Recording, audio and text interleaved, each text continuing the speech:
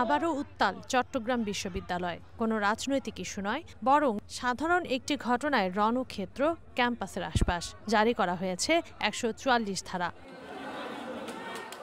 শনিবার রাত ১২টায় বিশ্ববিদ্যালয়ের ২ নম্বর গেট এলাকায় বাসায় ফেরেন এক ছাত্রী, কিন্তু বাড়ির গেট খোলা নিয়ে কথা কাটাকাটির জেরে ওই ছাত্রীকে মারধর করেন বাড়ির দারোয়ান ও স্থানীয় লোকজন। খবর পেয়ে তার সহপাঠীরা সেখানে গেলে বাসার মালিক, দারোয়ান সহ আশপাশের লোকেরা তাদেরও মারধর করে। স্থানীয় বাসিন্দা ও শিক্ষার্থীদের মধ্যে দফায় দফায় এই সংঘর্ষ চলে শেষ রাত পর্যন্ত।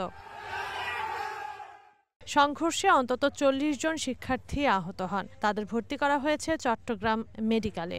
জানা গেছে কয়েকজনের অবস্থা আশঙ্কাজনক। রাতের ঘটনার প্রতিবাদে রবিবার ক্যাম্পাস ও বিশ্ববিদ্যালয় গেইটে বিক্ষোভ করেন বিভিন্ন ছাত্র সংগঠনের নেতাকর্মী ও সাধারণ শিক্ষার্থীরা। সেখানেও হামলা চালায় স্থানীয়রা। আমরা পুলিশ প্রশাসন, সিভিল প্রশাসন এবং বিশ্ববিদ্যালয় প্রশাসন সহ আমরা নিরাপত্তা বাহিনী সহ একসাথে বসে আমরা এই সন্ত্রাসীদের গ্রেফতারের জন্য সর্বোচ্চ ব্যবস্থা গ্রহণ করব। পরিস্থিতি মোকাবিলায় স্থানীয়দের সাথে যোগাযোগের চেষ্টা চালায় বিশ্ববিদ্যালয় কর্তৃপক্ষ, কিন্তু তারা এরপর হামলা চালায় বিশ্ববিদ্যালয়ের শিক্ষক ও কর্মকর্তার উপরেও। আহত হন প্রভিসি সহ বেশ কয়েকজন শিক্ষক ও কর্মকর্তা। দুদিন আগে আমরা একবার থানার যে হাটাজারি থানার সাহায্য চেয়েছিলাম, সাহায্য পাইনি। তারা বলে যে আমাদের পুলিশ ফোর্স নাই। তখন আমি এসপি কে ফোন করছি। তারপরে সেখানেও সাড়া না পেয়ে আমি এনএসআই উচ্চ পর্যায়ে ফোন করছি। তারা বলছে স্যার আপনি চিন্তা করেন না, আমরা দেখছি। আমি এসপি কে দিয়ে দেখছি।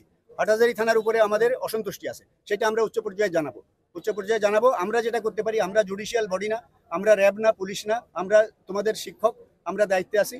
আমাদের আন্তরিকতায় ঘাটতি আছে কিনা সেটা তোমরা দেখবা। সহপাঠী, শিক্ষক ও কর্মকর্তাদের মারধরের প্রতিবাদে বিক্ষোভ করেন শিক্ষার্থীরা। ঘটনার সাথে জড়িতদের দ্রুত গ্রেপ্তার এবং আহতদের সুচিকিৎসার দাবি তাদের। পরিস্থিতি নিয়ন্ত্রণে ক্যাম্পাস ও আশপাশে মোতায়েন করা হয়েছে অতিরিক্ত পুলিশ ও সেনা সদস্য।